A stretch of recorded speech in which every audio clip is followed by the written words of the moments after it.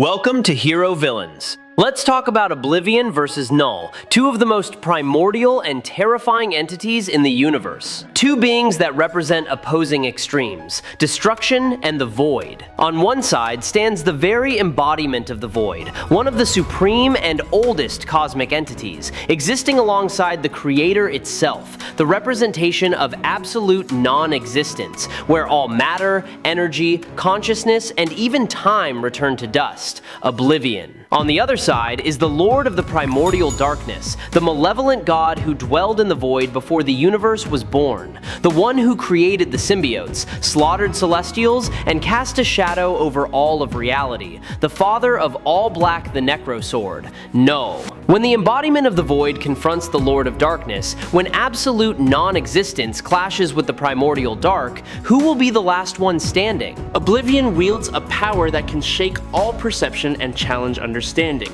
He is not merely a mighty entity, but also the abstract embodiment of the absolute void. Oblivion is the primordial darkness that existed before any form of existence was born. He represents eternal nothingness, a state without life, without matter, and without time. It is from this infinite emptiness that all creation originates. Oblivion is the total opposite of creation. He is the absolute absence of all possibilities of existence, and a concept that transcends every law of the physical world.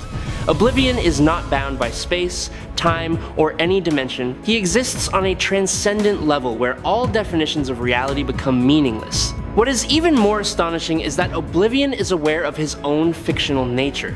To Oblivion, the entire reality we inhabit is nothing more than a tiny bubble resting in the palm of his hand. The human world, along with all universes and all dimensions, are utterly insignificant beside the infinite existence of the void. Even those observing this story from the real world fall within Oblivion's awareness. From his perspective, humans are as small as specks of dust in an endless emptiness. The distance between us and Oblivion is so vast that all concepts of power and scale become meaningless. He stands outside every layer of reality we can perceive. On one occasion, manifesting in the form of an M-body, Oblivion confronted the M-body of Lady Infinity. The battle between the two embodiments representing the Void and Infinity ignited a conflict of cosmic scale. Lady Infinity ultimately defeated and forced Oblivion to retreat. However, that victory does not mean Oblivion's true self was subdued. The opponent Infinity defeated was merely an avatar created by Oblivion to appear within reality. Oblivion's true essence still exists beyond all layers of space, completely unharmed, and continues to endure as the eternal embodiment of the void. Oblivion is a metacosmic entity belonging to the supreme power hierarchy. He is nearly omnipotent, nearly omniscient, and exists everywhere at the same time. In his perception, all universes, every timeline, and every dimension are nothing but fragile layers of reality, no different from a fleeting illusion. He is the embodiment of the eternal void, the place where all life originates and the final destination when all things come to an end. One could say that Oblivion is both the beginning and the end of all creation. In the Marvel Universe, only a handful of absolute entities are considered to exist on the same level as Oblivion.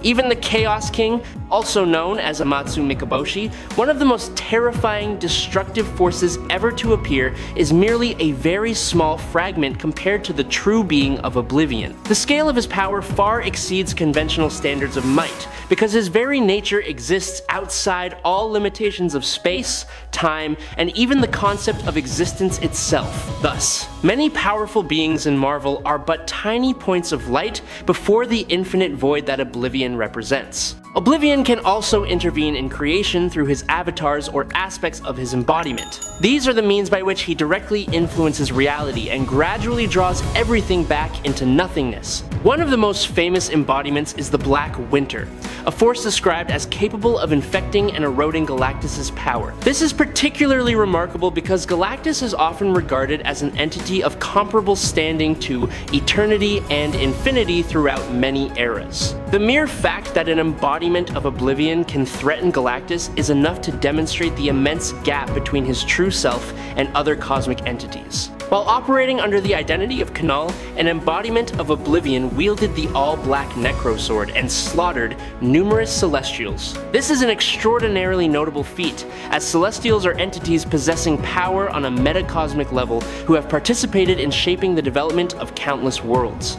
During the same period, he struck down Ghost Rider, a character renowned for numerous feats spanning a multiversal scale, and gravely wounded Thor, the god who possesses strength sufficient to confront threats of cosmic magnitude. The most famous and fearsome avatar of Oblivion is Amatsu Mikaboshi, also known by the title Chaos King. In this form, he launched a campaign of destruction on an unprecedented scale, wiping out nearly all existence across the multiverse. A multitude of worlds, dimensions, and countless powerful entities vanished, one after another, before his wave of annihilation. This proves that even a single embodiment of Oblivion is enough to bring almost the entirety of reality to the brink of extinction. Should the true being of Oblivion directly intervene, the scale of his power would far exceed any limit ever demonstrated by other entities in Marvel. Such is the power Oblivion wields. Through merely one of his embodiments, he erased an entire pantheon of gods, displaying overwhelming might against beings already considered the pinnacle of the divine realm. Oblivion also bestowed upon Zeus an immense source of power, elevating the supreme god of Olympus to a completely new level. With this power, Zeus was able to defeat Galactus with a single attack. This is a particularly remarkable achievement, as Galactus has always been regarded as one of the most powerful entities, placed on par with the embodiments of cosmic laws. Zeus himself was already considered equal in rank to Odin, the supreme god of Asgard. Odin once demonstrated power on a metacosmic scale during his battle with Seth, a confrontation that generated shockwaves rippling across every layer of reality and threatened the entire structure of the multiverse. The mere fact that Oblivion could amplify Zeus's power to the point of overwhelming Galactus shows that his might far surpasses the strongest divine entities. Oblivion is the primordial darkness that existed before any concept of space, time, or life emerged. He's the eternal void, the source from which all creation is born and also the ultimate end of all existence. No entity can escape that cycle, for everything will eventually return to the void. Oblivion's presence is not bound by any law of the multiverse, making him one of the most mysterious and terrifying entities. What makes Oblivion even more extraordinary is that he is depicted as existing above and beyond both the fictional and the real worlds. From his perspective, humans in the real world are also merely infinitesimally small entities before the infinite nature of the void. Oblivion exists on a plane of being that none can reach or comprehend. I really hope you will subscribe to the channel. That would help us immensely. And you are the most wonderful person. Thank you so much. Now let's talk about Knull. Knull is one of the most powerful and fearsome elder gods ever to appear. He is known as the god of the symbiotes and the lord of the primordial abyss, a realm that existed before light and life were even born. Knull emerged during the earliest epoch of the universe, when nothing but darkness and void enveloped all things. Because of this, his power not only far surpasses that of most gods, but also originates from an era more ancient than many cosmic entities. Knull's goal is to return all of creation to a state of eternal darkness, where he can reign with absolute dominion. One of Knull's most notable feats is slaying a celestial with a single slash. What makes this remarkable is that celestials are godlike entities who have existed since after the Big Bang and play a crucial role in shaping life on countless planets. Knull's ability to behead a celestial shows that his power has reached a level capable of threatening universe-architecting being. This feat also marked the beginning of the long-running war between Knull and the Celestial race, the first adversaries who dared to challenge his authority. Knull is also the creator of the legendary blade All Black, the Necrosword, one of the most dangerous weapons in existence. This sword was forged from primordial darkness and carries within it a power source sufficient to slay God. After falling into the hands of Gore, an ordinary mortal, All Black transformed him into Gore the God Butcher. With this sword, Gore was capable of confronting and defeating 3 versions of Thor, including young Thor, present Thor, and King Thor of the future. That accomplishment demonstrates that the weapon created by Knull alone possesses unimaginable power. During the King in Black event, Knull returned at full power and quickly proved his dominant status. Before setting foot on Earth, he overwhelmed and seized control of 3 Celestials, turning these colossal entities into tools to serve his will.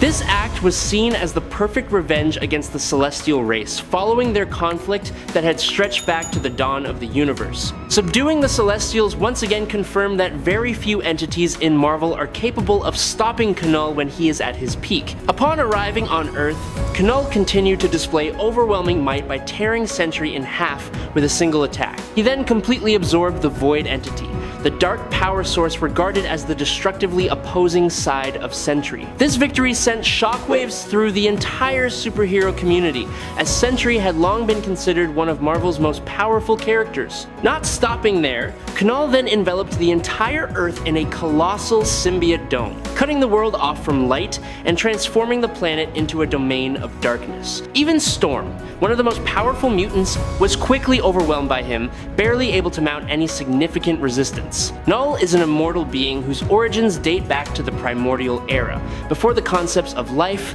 death, space, and time were formed. Because of this, he is not bound by the laws that govern ordinary living beings and is virtually impossible to destroy through conventional means. Before the First Light appeared and creation began, Knull ruled the infinite chasm of absolute darkness. That was the empty void that existed even before the birth of the gods and cosmic entities. Knull is also regarded as an embodiment or an aspect of Oblivion, the abstract entity representing the void and the absolute absence of existence. This helps explain why Knull's power carries a primordial, destructive nature and constantly drives all life back toward a state of nothingness. Knull is able to easily overwhelm Silver Surfer. This is a particularly impressive achievement because Silver Surfer is the Herald of Galactus and possesses the power cosmic, the energy source that allows him to confront many cosmic level entities. In another event, Silver Surfer himself was capable of battling Griever continuously for 16 minutes, an adversary known as the embodiment of the end for stories and realities. The fact that Knull overpowered Silver Surfer so decisively shows that his strength has reached a level far beyond many cosmic entities. Knull is often ranked alongside threats capable of annihilating the multiverse. His presence threatens not just a single planet or galaxy, but affects the entire fabric of space and time. What makes Knull extraordinary lies not only in his raw power, but also in his ability to spread darkness across all of creation. The symbiote army he commands can spread throughout the galaxies, assimilating countless worlds and turning all life into tools that serve his will. The mere appearance of Knull is enough to force gods, celestials, and the mightiest entities to join forces against him. The scale of Knull's power has reached a level where even an adult Franklin Richards, one of the characters wielding the strongest universe-creating abilities in Marvel, is said to have to be wary. In his confrontation with Satanish, Knull displayed immense destructive power when he threatened to simultaneously annihilate the main universe, Mephisto's domain, and the very dimension where the battle was taking place. The mere fact that a single clash could affect multiple layers of reality at once proves that his power extends far beyond a galactic scale.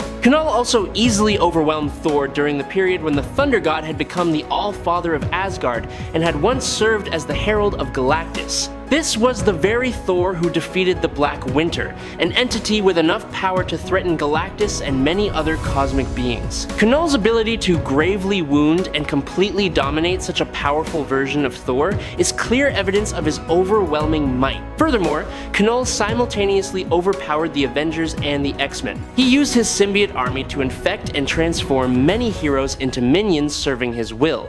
Afterward, Knull enveloped the entire Earth with a massive symbiote layer, turning the whole planet into a domain of darkness. This event left nearly all of Earth's defending forces helpless before the absolute power of the symbiote lord. As a primordial god of darkness, Knull is not only the leader of the symbiote race, but is also recorded as the creator of many entities associated with darkness, such as the Exelon, Mr. E, and is possibly linked to the birth of Shadow Man and Ka. After being granted power by the Enigma Force to defeat Knull, Eddie Brock attained a state of complete union with the symbiote Hive Mind and became the new King in Black. At this level, Eddie's consciousness transcended the limits of space and time, allowing him to sense every symbiote existing across the galaxies. It was precisely through this ability that Eddie realized Knull had not truly vanished. He still lurks in every dark corner of the universe, like a specter silently awaiting an opportunity to return. Now, let me do a direct comparison and battle analysis.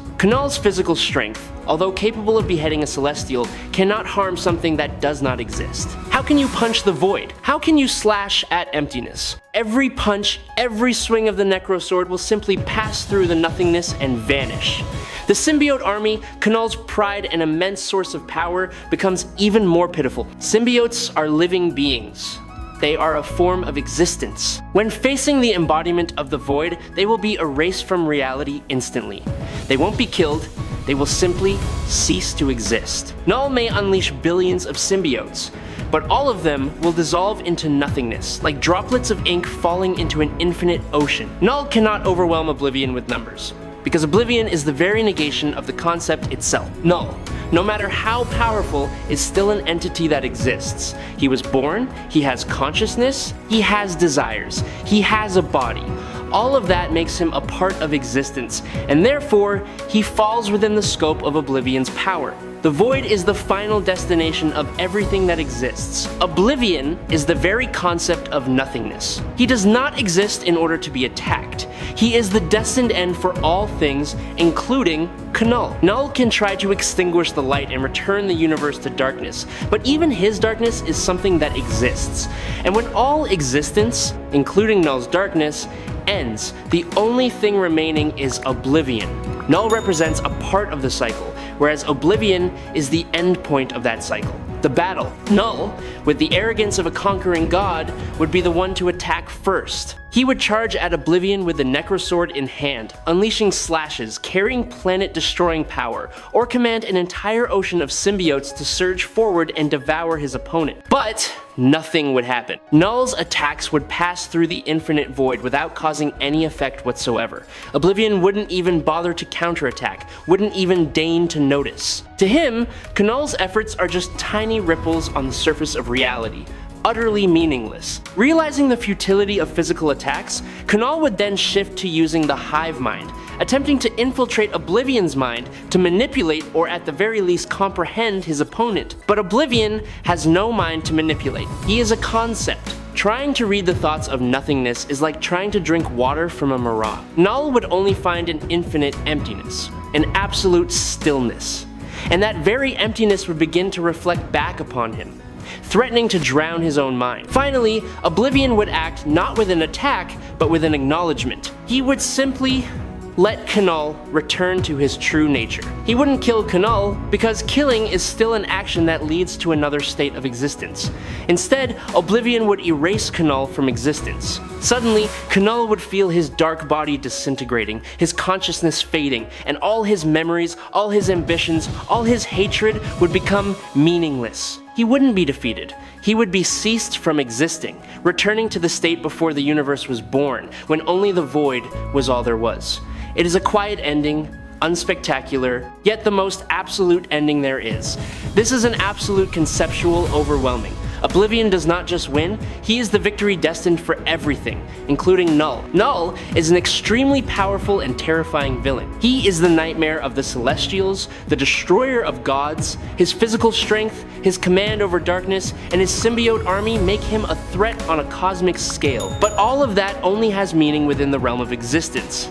And Knull's existence, though it is darkness, is still a form of existence. Oblivion is on a completely different level. He is not a player on the cosmic chessboard. He is the black hole that will swallow the board, the players, and the game itself when it ends. He is the embodiment of absolute ending, of nothingness, of non-existence. Knull, for all his power, is ultimately just a being trying to fight against his own destiny, and Oblivion is eternal. And that is our analysis of the confrontation between the embodiment of the void and the Lord of Darkness. Let us know your opinion by commenting down below. Do you side with the power of the absolute void or the will of the living darkness? If you enjoy epic showdowns between cosmic entities, don't forget to like, subscribe to the channel, and hit the notification bell so you won't miss any future multiversal battles. Follow me if you enjoyed this. That's the video for today. Thank you very much.